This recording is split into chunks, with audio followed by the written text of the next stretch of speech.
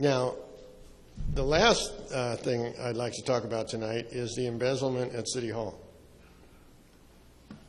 Saying that there are things that happen in Santa Clarita that aren't awesome.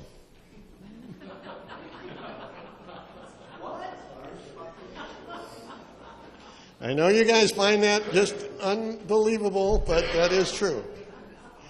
So just as a reminder about this, and want to keep this in front of us because I was talking to a couple of people who will go nameless, and I said, when do you think the city is going to come out and tell us what's happening? And they said to me, well, why should they?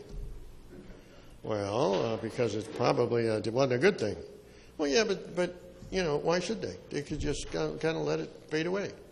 No way is this going to fade away.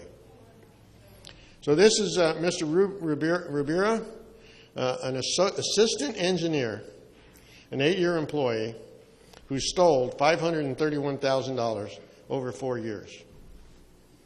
And so there's a developer fund where developers deposit money as a guarantee that they're going to do something as a part of their entitlement process.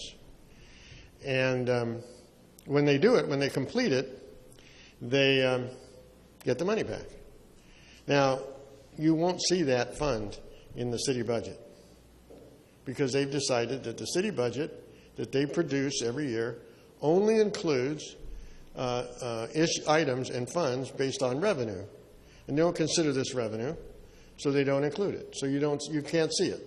It's invisible unless you know it's there. Okay? So obviously, I thought it was a good comment that our community has a high level of trust for our city, and the action goes against everything our city has stood for, said Ken Striplin. I thought that was a good statement. Our intent is to see that Mr. Rivera is prosecuted to the fullest extent of the law. But I would have rather he included that he's going to tell us what happened and what they're going to do to prevent this from recurring again.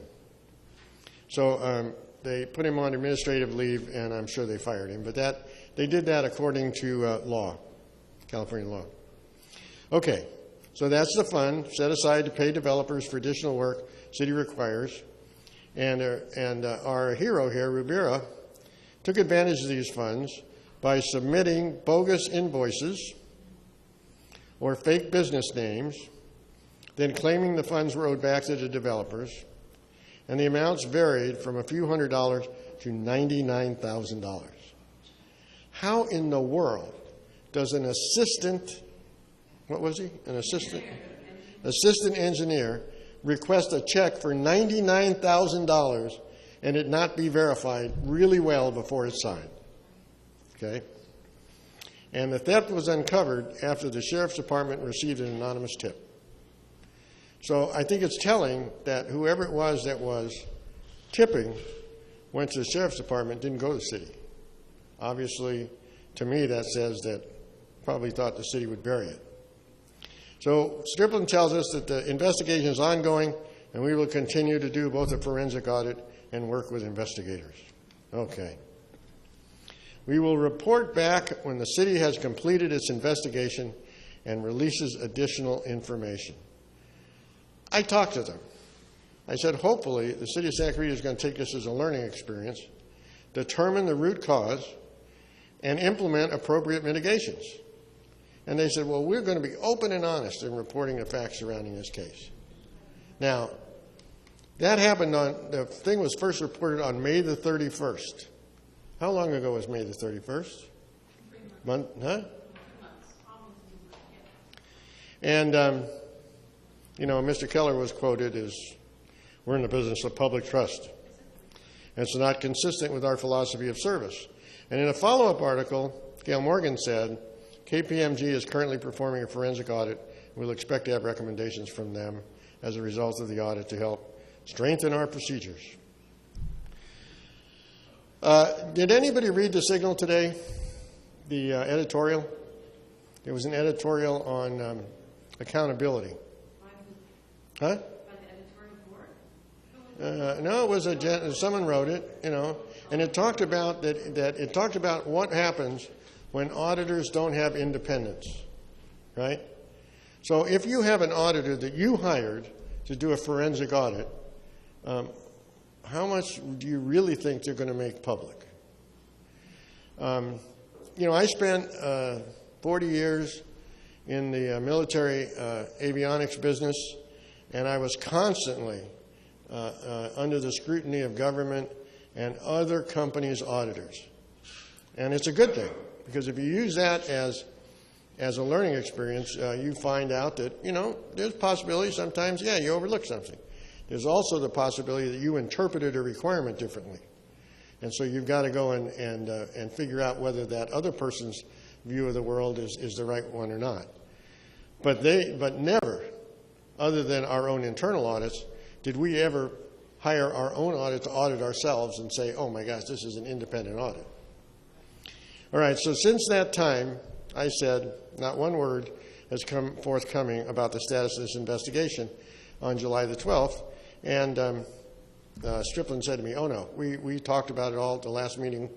I went back and looked at the video of the last meeting, and all he said was that they were going to release the information soon. So this particular response now, spoken at the last council meeting by Mr. Strickland, is that the criminal investigation should be wrapped up by the end of this week, which was last Friday, and the forensic audit should be complete at the end of next week, which is this coming Friday. So hopefully, and he said at that time we'll share the information with the council, the community, and the press. So hopefully by the next meeting, we're going to understand just how open and transparent our city guys are. Okay? And if they don't, I'm just going to keep coming up every so often in public participation and asking for it again. Got it, you know, it's just the right thing to do. Any questions? No. Yes. You can come up here and ask a question. Because our cordless mics are having a little heart attack today. So KPMG is the firm that's doing the audit on this embezzlement. Is that the city's own accounting firm? I mean, they use an outside accounting firm, obviously. Is that this? Are they one and the same? There is the people doing the audit were under contract to do another audit for them. I'm trying to remember exactly what it was because it said it in the paper. And so they redirected them to go do this. So they didn't go get another group. These are people that already do business with them. That, to me, that makes them less than independent. So your suggestion, Al, would be that a different auditing firm do this embezzlement audit. Well, you know what I think? You know what I think?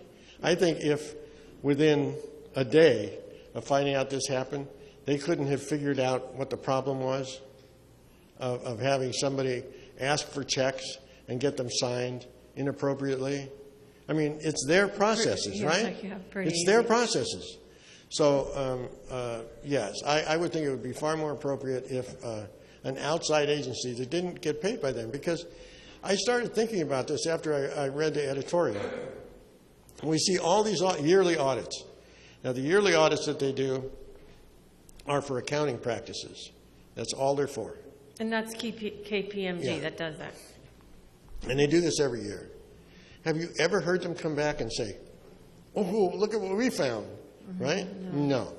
They always come back with a glowing report and say, we did find a few minor things, but they fixed them right away, right? That tells me that we're not really this isn't very much in depth, because I don't care who you are. If you got an organization with 600 people and a $200 million a year budget, right? And you're going to tell me everything is perfect. You might be trying as hard as you can, and you may be making every effort you can to make everything right. But I guarantee you that something is going to slip through the crack and should be fixed. And you should have the guts to stand up and say, "Yep, I found it. Yep, I fixed it." I bet. Look. If I come up here and stand up in front of you and say something like I did at the last meeting, and I have someone in the audience that says, you're wrong, and they're right, what am I going to do? Come at the next meeting and tell you, no, I was right? No. I'll tell you what actually happened. And I don't think that hurts my credibility. I think that helps my credibility. all right? Because you know that if something occurs that didn't turn out the way I said or was different, then I'll come back and correct it. And that's a concept that I don't think our city understands.